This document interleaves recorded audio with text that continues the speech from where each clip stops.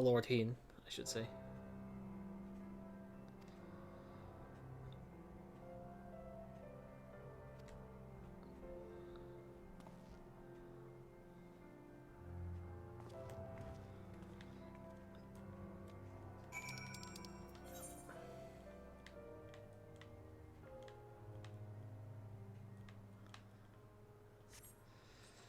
And of course it's not showing up on the map, so I'll have to do it the old-fashioned way by going through the menus.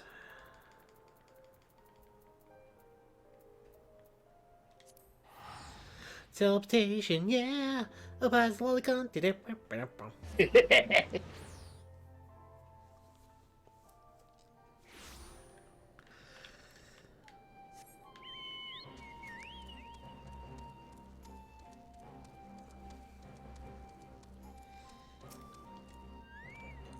And in we go. I'm probably gonna get another cutscene, something coming up in a moment. Speak to Alice.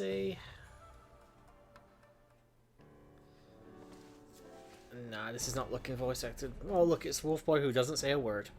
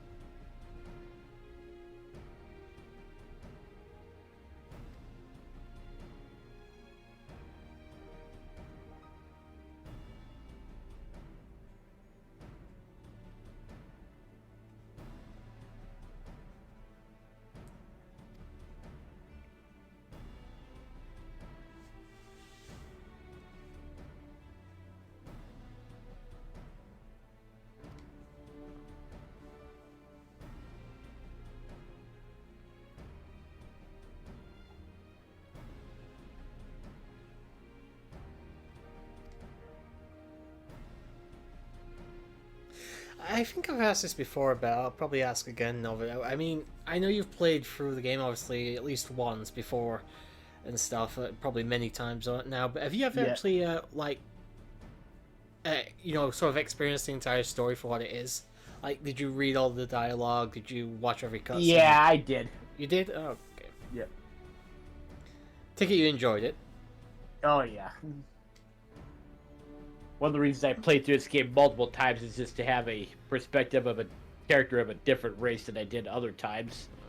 It's just, I know... Sorry, carry on. Especially since, some racers were actually added later on, like the Hrothgar, the Viera, and even the Aura, too. Which, Aura being more of a race from the east, actually, so... I only say because I know some people play this game, but they only play it because it's a really good MMO that they can get into. They don't really bother with the story. Which is a shame because I actually have really enjoyed the story for Final Fantasy XIV. Oh, yeah.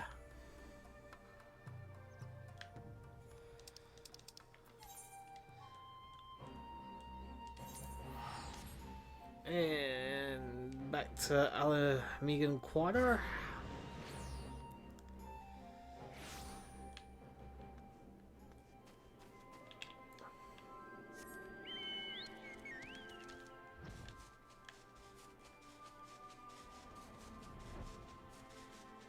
Go this way.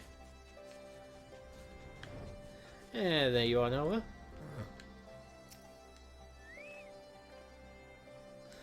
I found you. You had all of Eorzea to hide from me, and I found you. Yeah, but he voice acted cutscene. Ah, fair enough.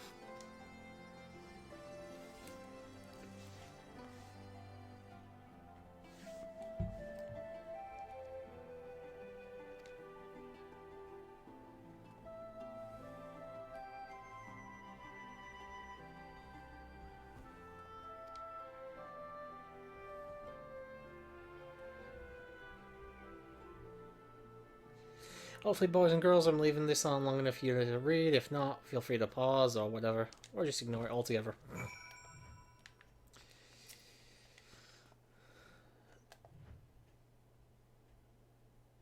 I'll speak to the Resistance Guard here. Upon pursuing this, several cutscenes are playing sequence, so yeah, blah, blah, blah, that's fine. Enter the royal palace. Here we go. Guessing there's several voice acted ones. Yeah. Okay, I'll mute up. First instance of this thing happening too. Mistress Lys, Commander Aldin, it gives me great pleasure to formally welcome the city-state of Alamigo to the Eorzean Alliance. The pleasure is ours, Your Grace. I know I speak for all Alamegans when I say that we are glad of this chance to stand with our comrades of the Alliance. And we, for our part, are glad indeed to be able to welcome friends both old and new. Lord Hien of Doma, at your service. Pray, accept my heartfelt thanks for your generous invitation. Nay, 'tis we who must thank you for journeying so far. And 'twould be remiss of me not to acknowledge the part the Scions of the Seventh Dawn have played in bringing all of us together. In times of great unrest, you and yours have been our constant companions, without whom we would not be here. With apologies to Lord Hien and Mistress Alisaie, it occurs to me that we have not gathered in this way since that fateful day in Uldar. The day I lost my arm and my freedom. As I lay in my cell, never did I dream that I would one day be given the chance to represent my homeland at this council. I would not even be alive had you not plucked me from the jaws of death. You, Yugiri, and Alphino. Would that the lad could be with us.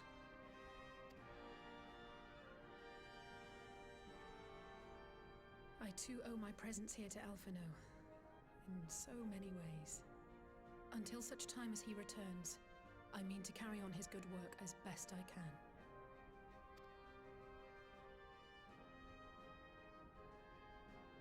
Come, friends. Let us leave the past in the past and turn our eyes to the future. My Lord Hien, pray, tell us how things stand in the east.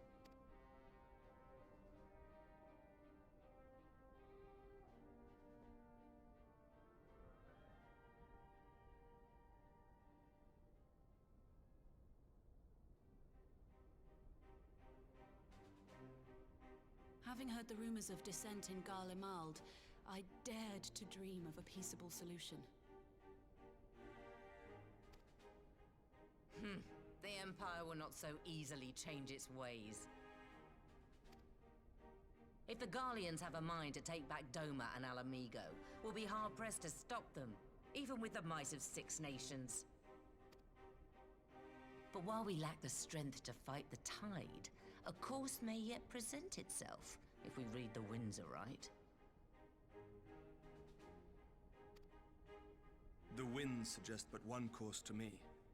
One which leads from the sea unto the river and thence to the source of all our woes. The Ascians. Indeed. All here have felt their blighted touch. It was the bringers of chaos who nurtured the Archbishop's tyrannical ambitions.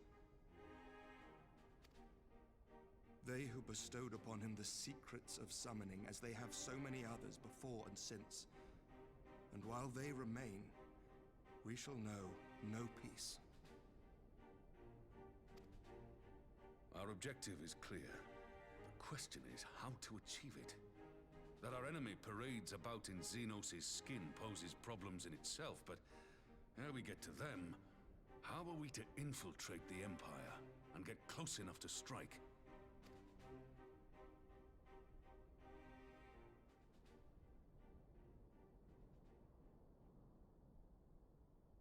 While I see the wisdom in targeting the Ascians, an assassination attempt on Garlean soil would do little to aid our cause, even were it to succeed.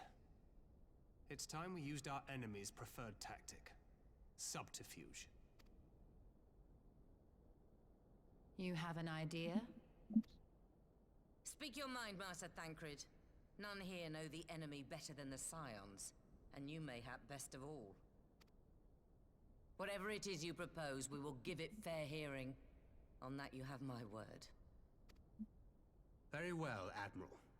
My proposal is thus. We dispatch the shinobi to Imperial territory.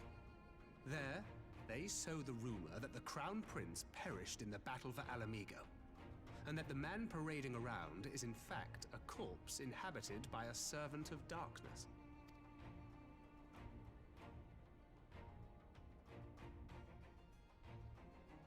Well, it does have the ring of truth about it. And were the Garleans to learn that their future ruler is a puppet, the Empire would be shaken to the core. But at the risk of sounding stupid, would they actually believe such an unlikely story? I didn't. Ordinarily not. But prior to his miraculous recovery, rumors of Xenos' death had already begun to circulate around the Empire. Ultimately, however, what the masses believe is not our chief concern. Our true objective is to create an opening for rival factions within Garlemald to exploit. Just as a war of succession erupted in the wake of Emperor Solus's death. A war which raged until but recently, plunging the Imperial House into disarray as nephew and uncle grappled for the throne. It is no coincidence that one of Varus's first acts as Emperor was to name Xenos heir apparent. Family feuds being so tiresome when armies are involved. Not all welcomed his choice of successor, however. There is no shortage of individuals who aspire to the throne, who would jump at any chance to seize power. The news that Xenos is not only dead, but a puppet to diabolical forces would be too enticing to ignore.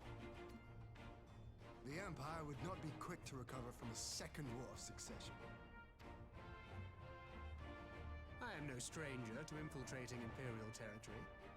With a team of operatives gathered from among the Alliance's finest, the plan should have a reasonable chance of success.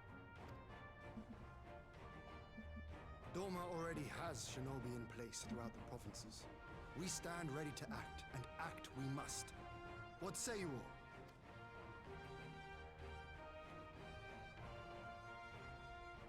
I'm for Master Thancred's proposal. We shine a light upon the Ascian and test the Empire's unity. 'Twas his plot that scuttled Doma's negotiations, was it not? Why then, if we can eliminate him, there may yet be a chance for peace. Let us wage this war of subterfuge, that we may one day lay down our arms. Gods know we never will while the Ascians remain.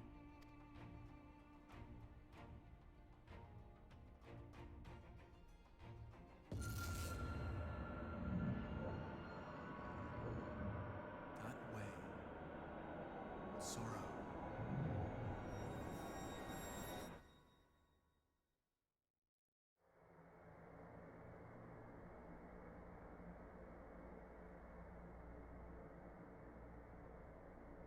History must be changed.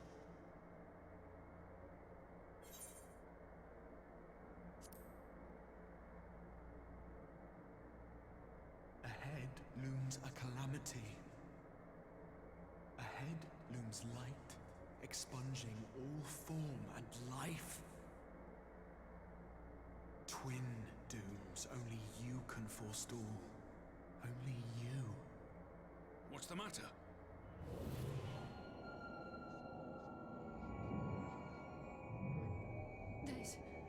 There's a voice. Spies in our midst? Nay, I sense no such presence. Let expanse contract. Eon become instant. Throw wide the gates that we may pass.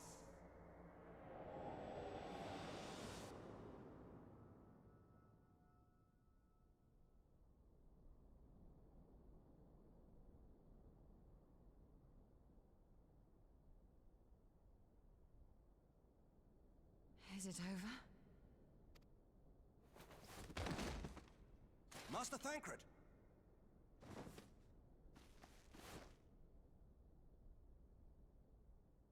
12 for Fend. Bear Get him to a private chamber. Have every healer make ready. Swiftly!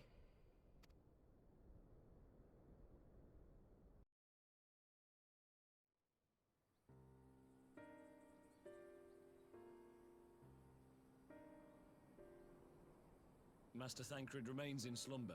Though his vital signs appear stable, he's unresponsive. What could have done this? And why just him and not the others? I'm afraid we could not identify the cause, my lady. Our examinations revealed no wounds, nor the presence of any poisonous substances. Gods, that only makes it worse. You're to let us know the moment there's any change, all right?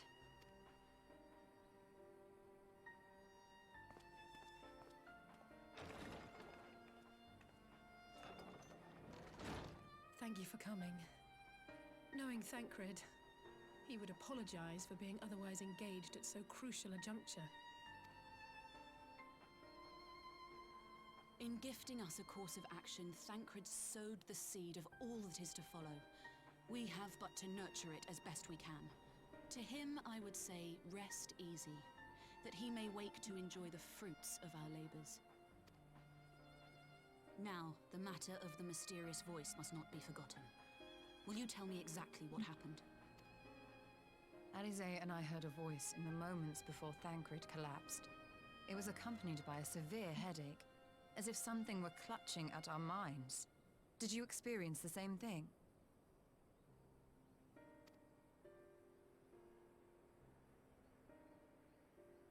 So, in between the voice and the pain, you felt as if you were somewhere else entirely.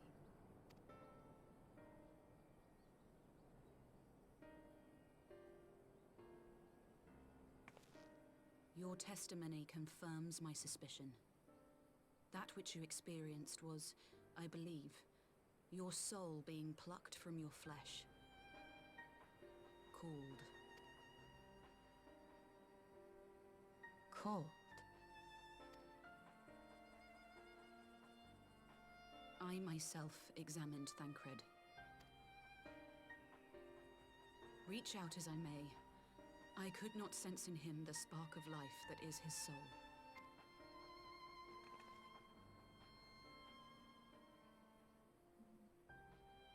That Thancred alone was stricken so is likely due to his heightened sensitivity to the effects of ether, a consequence of his prior possession by the Ascian, La Hebrea. The owner of the voice, whoever it may be, reached out to you, called your souls, and in so doing, caused you and yours such pain. But if that's true, where exactly are we being called to? I know not. Yet one thing is plain.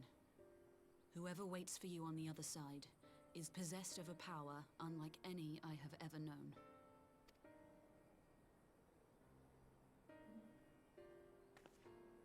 Forgive us, Lys, but may we leave Thancred in your care for a time? As if you had to ask. I may not be a scion anymore, but I'm no less a friend. Don't worry. I'll see to it that Thancred's well looked after. Just focus on solving this mystery, all right? Thank you, Lys. As the Elder Seedseer says, 'tis no ordinary individual we are dealing with. Nor can we discount the possibility of Ascian involvement. Whoever or whatever is behind this, the sooner we find out, the better.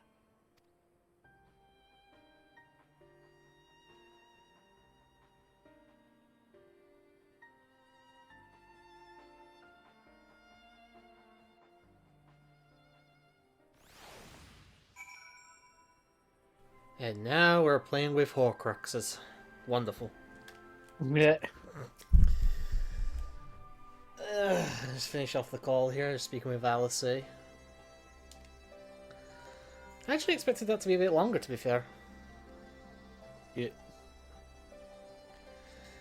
Yuringa. It's been a while since we've seen him. Yep. And the plot does thicken even further. Oh, yeah.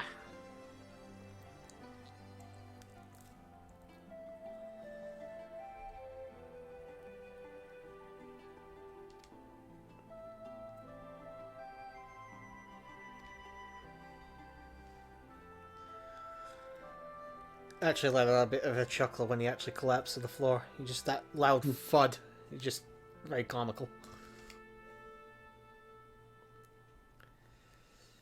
I think these guys need to stop fucking having big dinner parties every time they do. Somebody dies, or at least close to it. Quest complete.